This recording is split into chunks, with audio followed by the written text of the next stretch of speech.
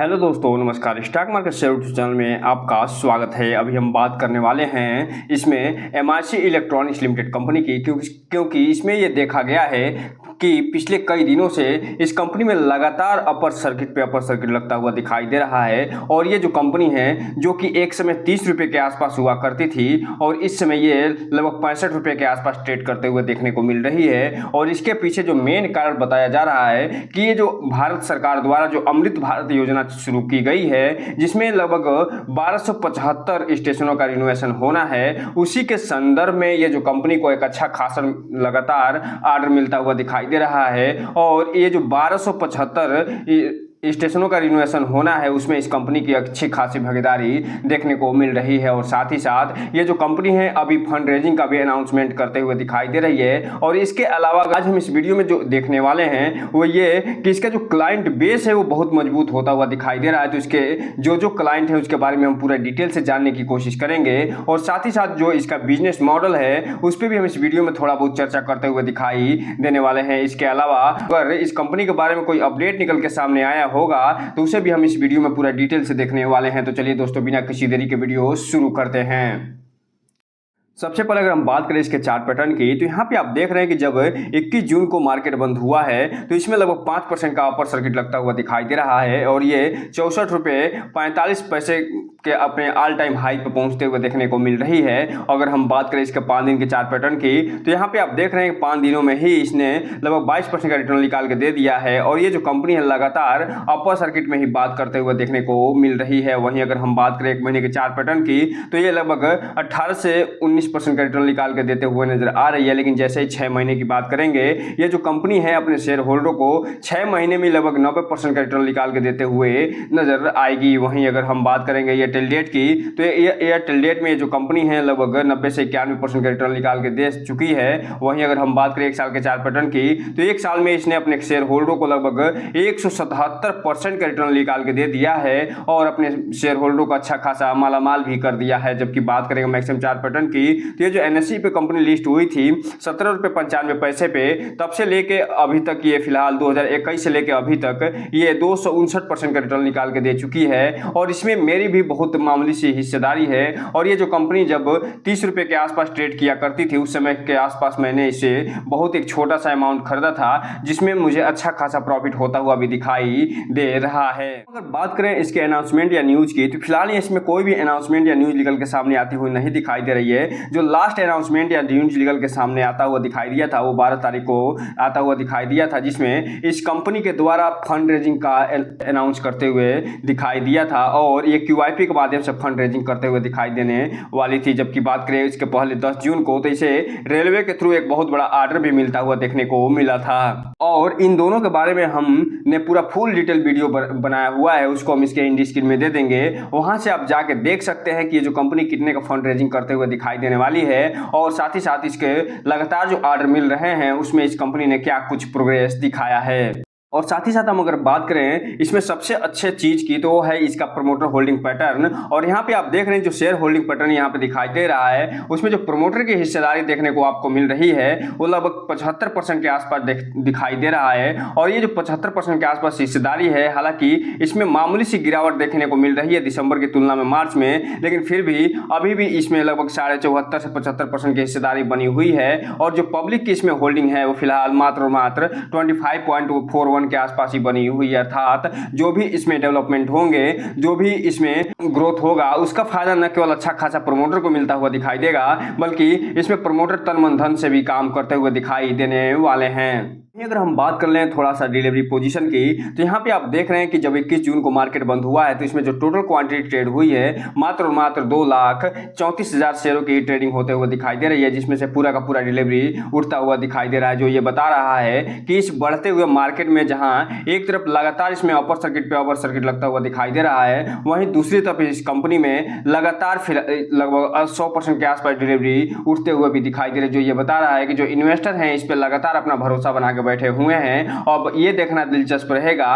कि ये जो कंपनी लगातार जो अपर सर्किट पे अपर सर्किट मारते हुए दिखाई दे रही है वो कब तक जारी रखती है। अगर ऐसे ही इस कंपनी में न्यूज आते रहे तो हो सकता है कि जल्द ये कंपनी 3 डिजिट में भी देखने को मिल सकती है। इसलिए जो भी रिटेल इन्वेस्टर हैं इनसे एक चीज कहना चाहेंगे कि इस कंपनी में कोई भी इन्वेस्टमेंट करने से पहले अपने वित्तीय सलाहकार से संपर्क जरूर करिएगा, और जब भी इसमें इन्वेस्टमेंट करिएगा तो इस कंपनी के बारे में फुल एनालिसिस करने के बाद ही कोई भी इन्वेस्टमेंट करने का प्रयास करिएगा, ताकि आपका पैसा और निवेश दोनों सुरक्षित रहे और साथ में आपका भविष्य भी।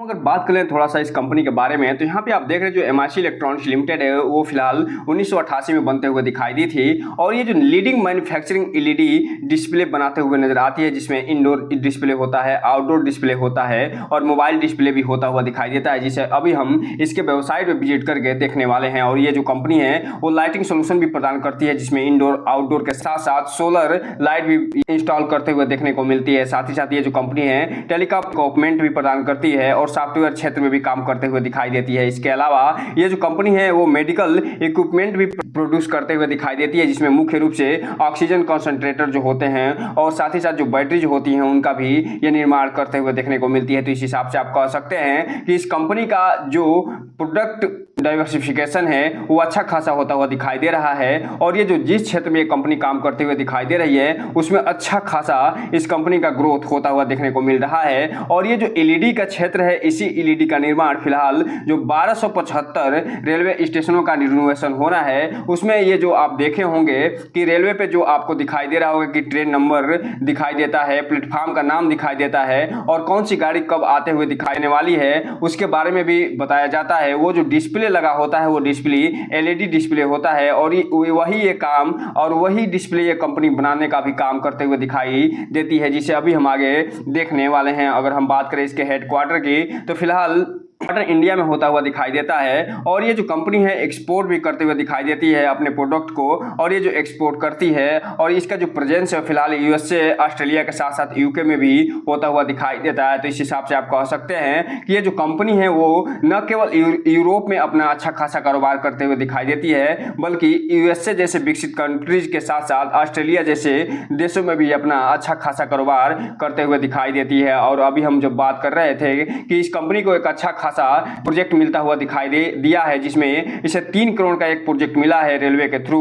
उसके बारे में भी यहाँ बताया जा रहा है। इसके अलावा यहाँ जो QIP के माध्यम से जो फंड रेजिंग ये करने वाले हैं उसके बारे में भी यहाँ बताया जा रहा है, और ये जो फंड रेजिंग करने वाले हैं लगभग 48 रुपए के आसपास इसका प्राइस दिया गया है। हम अगर बात कर लें यहीं पे थोड़ा सा इसके प्रोडक्ट की तो यहाँ पे आप देख रहे हैं ये जो कंपनी है एलईडी लाइटिंग जो प्रदान करते हुए दिखाई देती है उसमें जो इंडोर लाइटिंग है उसके बारे में यहाँ पे दिखाई दे रहा है, और ये जो लाइट आप देख रहे हैं सबका यही निर्माण करते हुए दिखाई दे रही है, और ये जो एरिया लाइट और डाउन लाइट यहाँ पे होते हुए दिखाई दे रहा है। इसके अलावा ये जो ट्यूब लाइट है जो बल्ब है इसका भी ये कंपनी निर्माण करते हुए दिखाई देती है। साथ ही साथ जो आउटडोर जो लाइट्स होते हैं यहाँ पे आप देख रहे हैं ये भी ये लगाने का काम करती है। जो पार्किंग लाइट्स हैं जो स्ट्रीट लाइट्स हैं उसमें भी ये काम करते हुए दिखाई देती है। साथ ही साथ यहाँ पे आप देख रहे हैं जो इंडस्ट्री लाइट होते हैं उसमें भी ये कंपनी अपना कारोबार करते हुए देखने को मिलती है। साथ ही साथ यहाँ पे ये दिख रहे हैं कि जो सोलर लाइटिंग होती है वो भी एक कंपनी लगाते हुए दिखाई देती है, और इसके अलावा जो सोलर होम लाइट्स हैं उसको भी ये निर्माण करते हुए देखने को मिलती है। इसके अलावा यहाँ पे आप देख रहे हैं कि जो पोर्टेबल्स होते हैं उसका भी ये फिलहाल निर्माण करते हुए दिखाई देती है, जिसमें होम लाइट्स और एंजिल होते हुए देखने को मिलते हैं। साथ ही साथ ये जो लालटेन है उसका भी निर्माण ये करते हुए दिखाई देती है,